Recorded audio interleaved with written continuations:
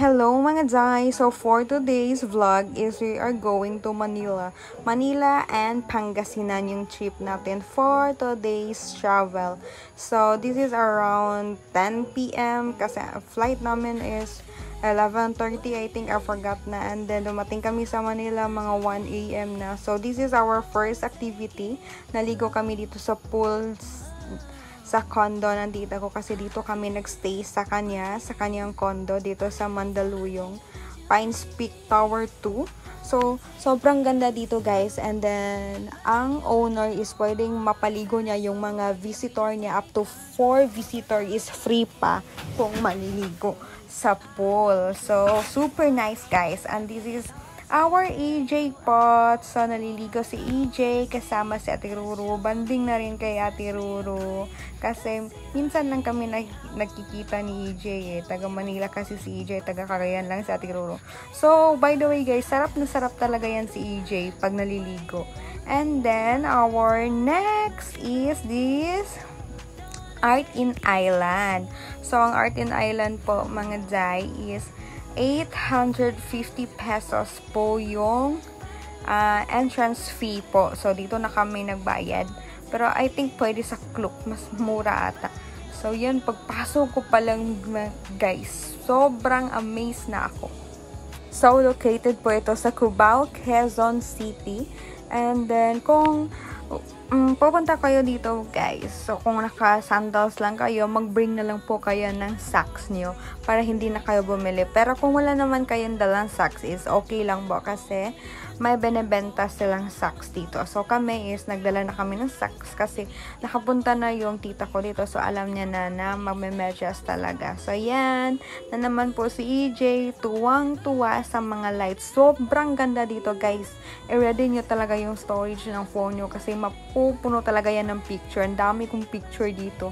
So, sobrang ganda. Every spot talaga guys. So, make sure lang talaga ha na mag-suspend talaga kayo ng time kasi dito. Kasi sobrang sobrang maluwag or sobrang laki ng museum na ito. So, at sa isang place pa is hindi ka lang mag-spend ng mga 5 minutes, hindi talaga kasi ma-amaze ka eh. It will take time, kaya dapat talaga yung schedule nyo po is walang ibang nakasked sa time nyo na pupunta kayo dito sa Art in Island. Kasi katulad nung sa amin, pumunta kami ng 1 p.m. at nakalabas kami ng almost 6 p.m. kasi sobrang ganda talaga guys, nilibot namin lahat. Tapos na-amaze talaga kami. As in guys, parang speechless pag hindi ko talaga ma-explain. Basta pumunta na lang kayo. Basta ang masasabi ko lang talaga guys, pagpasok ko pa lang napanganga ako, napawaw na talaga ako. Hindi lang itong mga lights or may mga painting pa, mga 3D. So ikaw na yung bahala umaura or mag-position kung paano para tignan, parang nasa kasama kayo sa painting. So dapat talaga yung natin dito, masusubok yung ating tagisan ng creativity kung paano ka mapapasama sa art. So yan, Hiwaga. Ito pala ang inside ng Hiwaga. Ito yung nasa loob niya. So Hiwaga talaga, nandito yung mga para mga mythical creature ng Philippines. And then dito yung mga falls, nandito yung mga hayop na makikita natin sa Philippines, or parang basta Hiwaga talaga. Sobrang ganda talaga din nito guys. Yan, may mga air balloons pa. And then yan guys, so yung wall yan guys, parang nung nabuhay si Jesus, yun yung na-imagine ko dun eh. So yun, parang yun yung lagusan ba. So sobrang ganda talaga guys. At ito rin po, Symphony of Lights. So ang ganda ng mga lights dito guys. Yes, lights po lahat ng yan. sobrang amazed talaga ako nito guys. And then ito din guys, oh, parang painting siya na nasa floor. So, kunwari tubig yan, may mga bato. So, din, yan yung sapa. May mga isda pa. So, ang ganda-ganda tignan guys. Parang talagang totoo talaga siya, no? Pero hindi talaga totoo. Painting lang po talaga yan. Promise as in. So, nandiyan pa yung love. Tapos yung background niya is yung snow. Tapos yan pa yun guys. So, hindi ko alam kung anong tawag dyan. Pero sobrang ganda. Naiiba-iba pala yan guys. Iba-iba yung na pinapalabas dyan. So, ito rin. Na-amaze din ako dito guys. Sobrang daming pictures. May mga artista, may mga simpleng tao. Halo-halong pictures ang nandyan guys. So, sobra talaga. Amazing. Super creative talaga ng museum na ito guys. So, highly recommended po talaga sa mga hindi pa nakapunta dito at may planong gumala sa Manila, sa Cubao, Quezon City lang po ito guys. And then 850 ang entrance fee. So guys, by the way, share ko lang ha. From Mandaluyong is nag-book lang kami sa Grab.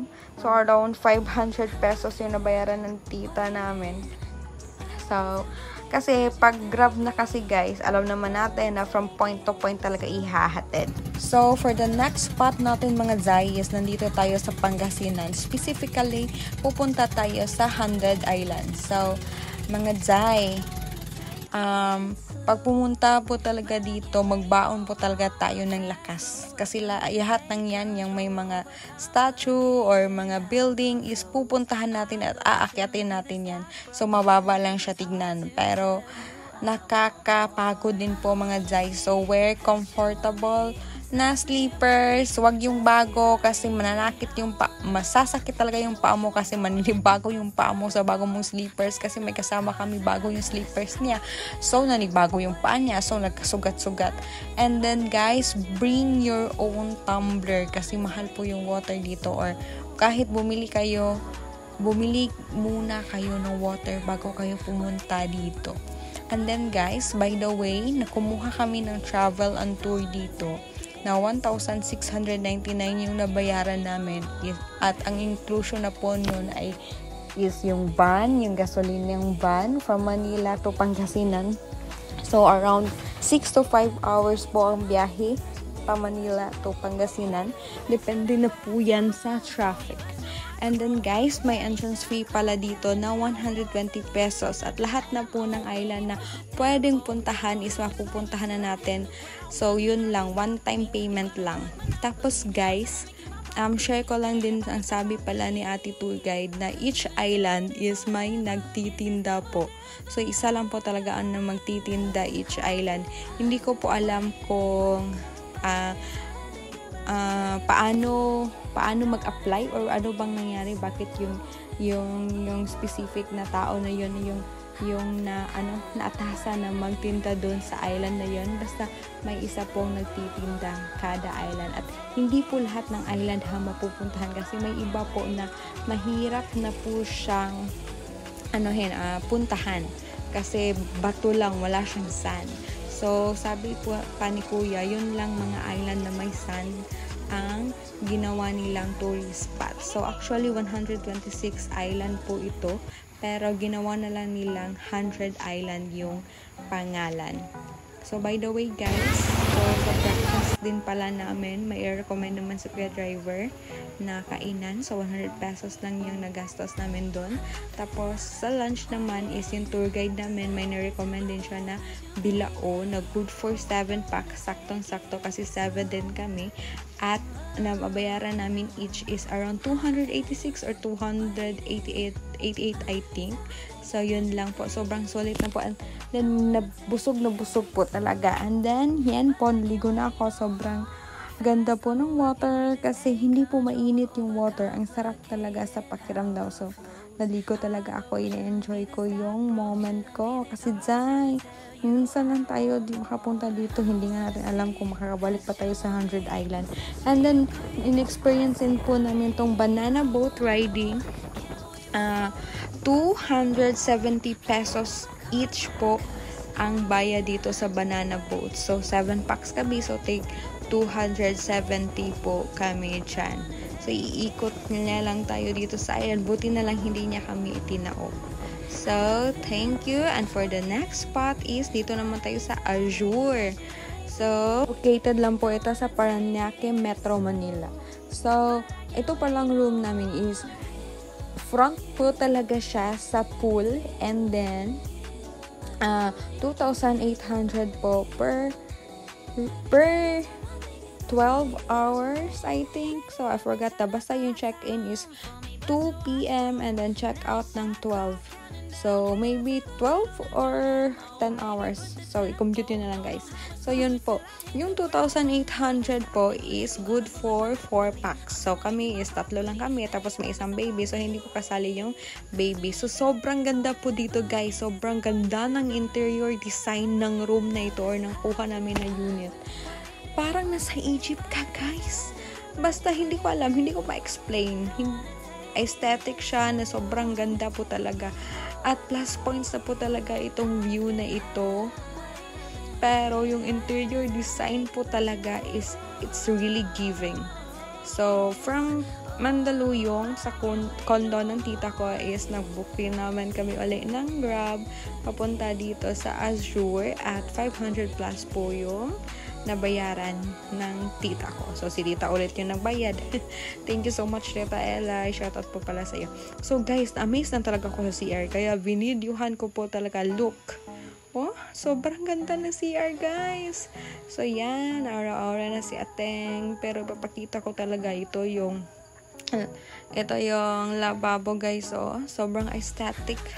Yan, yung inodoro, guys. Golden inodoro. Sobrang ganda niyan sa personal, guys. Hindi mo masyado ma-appreciate dito sa video. Pero, sobrang ganda talaga. And then, look. The shower room. The tiles is giving. Look, oh. So, hinawakan ko pa talaga. So, sobrang ganda. Sobrang aesthetic. Gold talaga yung theme. Kasi pati yung mga utensils nila ito, more in gold talaga. So, parang royalty talaga. Parang Egyptian. Yan yung naalala ko sa unit na ito. Yan, oh. Sobrang taas ng mga building. 19 floors po yan. And then look, we will have a closer look po sa mga gamit. Tignan nyo po, yung baso, golden, yung mesa, yung wall, yung curtain, pati yung mga beddings. More on golden talaga. Sobrang ganda. Ambis talaga ako. Look, the chandelier. Parang ang simple lang ng chandelier, pero it's really giving. Sobrang ganda. And look, the wall. So, yung wall nila is salamin. Pero hinawakan ko siya, guys. Hindi siya salamin na katulad nung nasa mga ordinary na salamin. Parang ibang mamahalin talaga. So, yan, oh. Yung design. Very aesthetic, guys. Sobrang ganda. Pag magkabahay ako, guys, gusto ko ganito talaga. And then, this is the night view. Wow.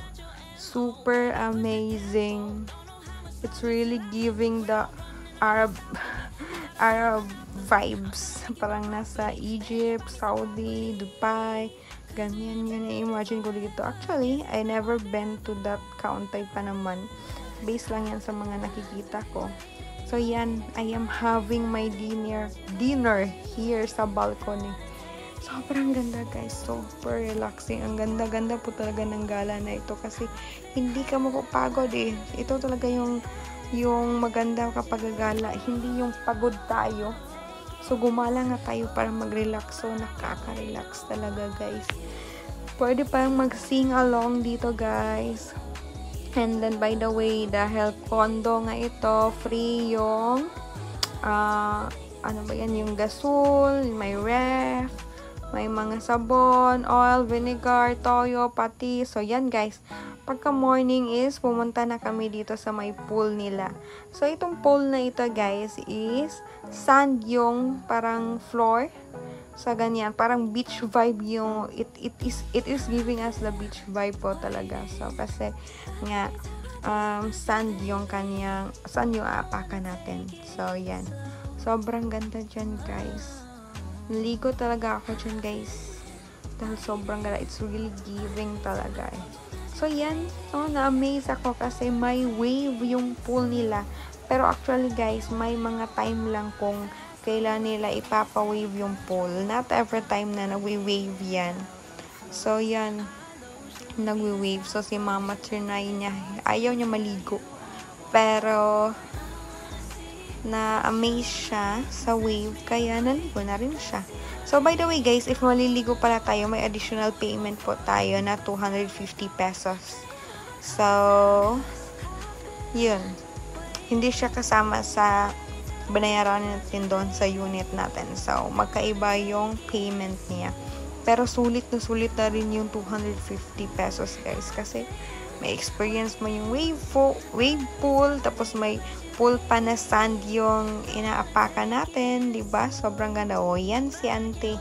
Enjoy na enjoy with her red swimsuit. Sobrang ganda gaya, guys. Parang taga bukid jud ko, guys. Kaya nabaguan jud kay ko. Syempre, wala man sa Cagayan. Yan. Look, it's so maganda. At ang swimsuit ko, it is really giving din. Yan. So, guys, pag pumunta kayo dito sa Manila, guys, include this in your bucket list. So, thankful na rin ako kay tita kasi hindi yung itinerary na ginawa ko eh. Siya lang nag-insert nito. Kaya, thank you so much to our tita Ella. Look, guys, oh. Parang nasa Dubai lang talaga. Ito talaga yung nakikita ko sa TikTok, yung si Habibi, come to Dubai, I give you money. Kung familiar kayo niyan guys sa TikToker. Parang ganyan yung mga background niya eh. Mga taas na building, sobrang ganda ng mga building. So, ganyan talaga yun eh. So, for the next naman guys is we are going to Okada.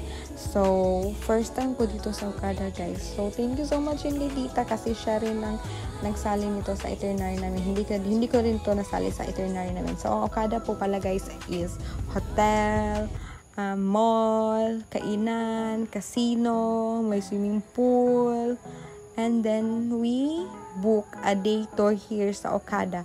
Kasi pwede naman pumunta dito guys na hindi ka magtutour. Pero hindi mo kasi mapupuntahan yung mga rooms, like may showroom kasi sa mga rooms guys eh, pero depende na lang kung ano yung available. So hindi mo yun mapupuntahan kung hindi ka magpapabook. Ang mahal-mahal guys, based sa nakita ko sa TikTok, 9,000 yung per night na pinakamura dito sa Okada. So sayang naman. So, nag-book kami ng day tour dito for only 1,200 sa Klook po. Nag-book yung tita ko. And then, yan po, tinuloy po kami sa Okada. Oh, sobrang ganda guys. Ano ba to? Ang naalala ko nito guys is Dubai na naman. Parang talaga yung si Habibi, come to Dubai. So, it's really giving the Dubai vibes para sa akin lang guys. I don't know sa inyo. So, dahil nag-book kami sa day tour nila, may ginagay sila na food certificate worth of 1,000 pesos. So, dahil tatlo kami, so we have 3. Yan, so total of 3,000. So, may complimentary drink po sila, juice, water, and cookie. So, thank you so much Okada for the complimentary food, snacks. So, yan, nagsimula na kaming mag-tour. So, guys, dito po pala sa Okada, akala ko walang Jollibee. Pero nakita ko may Jollibee po, guys. So, yan, papuntang casino. Oh, look, the interior design. Sobrang ganda. It is really giving talaga, guys. Parang hampas lupa talagang paningin ko sa self ko nung pumunta ako dito. So, by the way, guys, ito yung available na room na pwedeng ma-show sa amin, or ito yung showroom for today. So, this room costs 25,000 to 45,000. So, nag-range po sa ganun yung price. I don't know po kung bakit yan po yung range ng price niya, bakit hindi po siya fix, pero yan po yung sinabi ng tour guide namin na yan yung range ng room na ito. So, high-tech po pala dito guys kasi pwede nyo pong i-on yung ilaw gamit lang po itong tablet. So, kung may Alexa, turn on the lights. So, dito po is tablet naman po yung gamit nila para mag-on ng lights, magbukas ng TV, magbukas ng curtain, and everything. Marami pa iba, guys. So, yan. Pinatry niya sa akin na i-turn on yung lights. So, yan. Magic. Na-on na yung lights. So, ganyan ka-high-tech dito si Okada. So, next naman is ipapaturn on niya yung TV. Gamit pa rin yung tablet. So, yan. Amazing. So, na-on na yung TV. And then, kung mag-choose din po kayo ng channel, tablet din po ang gamit. So, next is ito namang curtain. Magic na naman. So, gamit pa rin yung tablet. Sobrang high-tech, no? Oh, yan. Ma-open na yung curtain. By the way, guys, may nakita rin po pala ako sa TikTok na nung pumunta sila dito, nag-day tour din sila, is yung available na room na showroom is yung worth 500,000 pesos or yung worth 500,000. So, sa atin, ito lang po yung available. So, ito yung 20 to 40,000. So, ayan po siya, guys. Oh. Sobrang ganda. Bathtub po. Yung nandito, wow. Mamumulubi tayo para talaga tayong hampas lupa dito, te. And then, by the way, guys, may room po pala dito na worth 1 million pesos. Kung gusto nyo na lang po makita is, nasa vlog daw ni Dr. Vicky Bello and Ivana Alawi. Sila po yung nakapag-vlog sa room na worth 1 million pesos. So, look, huh? It's really giving. Simple lang naman yung interior design, pero sobrang ganda din. Sobrang giving na giving talaga. So, yan. I'm just being a model. Charis. So, may ano din dito, guys. May swimming pool din dito, guys. So, yan. Itong room po na pinakita sa amin is, yan yung view. Makikita yung mismong pool. And then, ito yung pool. Pumunta rin kami sa pool. Dumaan kami dito sa pool. Maraming mga naligo. So, kung nasa mall ka lang, guys, pupunta ka lang doon sa mall. So, hindi mo pupuntahan yung pool. Unless naka-check-in ka or nag-pay ka ng pang-entrance mo talaga sa pool. Pero kami is makakapunta kami. So, look yan, guys. Yung may yellow, parang nandyan sa gitna, is only VIP ang makakapunta dyan, guys. So, hindi talaga tayo makakapunta. Yan yung Villa Coron, guys. Yan yung room na worth 1 million pesos. So, my God.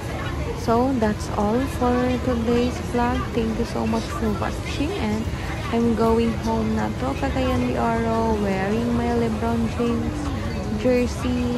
So, thank you so much, and thank you for watching. See you next vlog.